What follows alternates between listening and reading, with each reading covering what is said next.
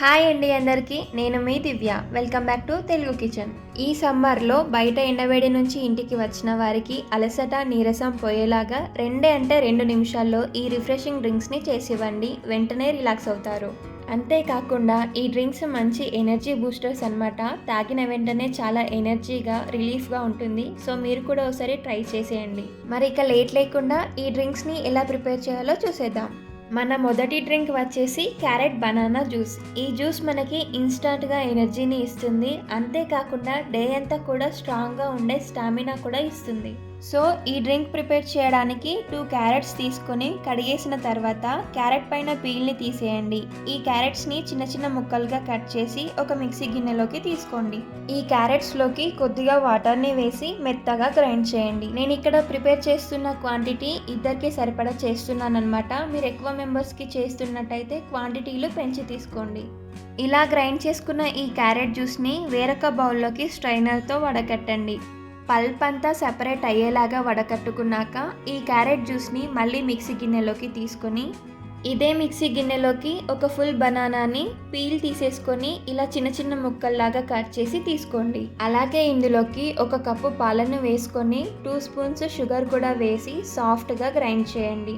అయితే ఇక్కడ మీరు ఈ డ్రింక్స్ ప్రిపేర్ చేయడానికి ఒక 2 మినిట్స్ ముందే ఇలా ఒక గిన్నెలో 1 స్పూన్ సబ్జా సీడ్స్లో వాటర్ వేసి నానబెట్టండి. మనం జ్యూస్ ప్రిపేర్ చేసేలోపు మంచిగా నానుతాయి.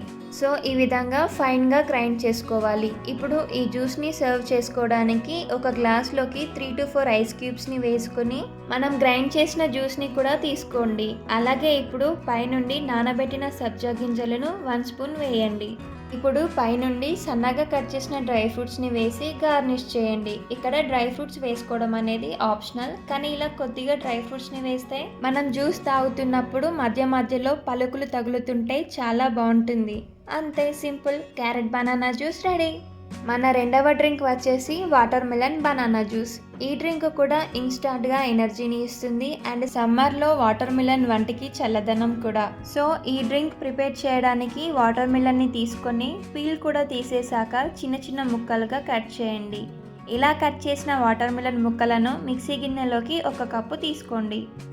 అలాగే ఈ జ్యూస్ ప్రిపేర్ చేయడానికి కూడా ఇందులోకి ఒక ఫుల్ బనానాని తీసుకొని పీల్ తీసేసాక చిన్న చిన్న ముక్కలుగా కట్ చేసి తీసుకోండి. ఇప్పుడు ఇదే మిక్సీ గిన్నెలోకి 1 కప్పు పాలని కూడా తీసుకొని అలాగే 2 స్పూన్స్ షుగర్ కూడా వేసి సాఫ్ట్గా గ్రైండ్ చేయండి.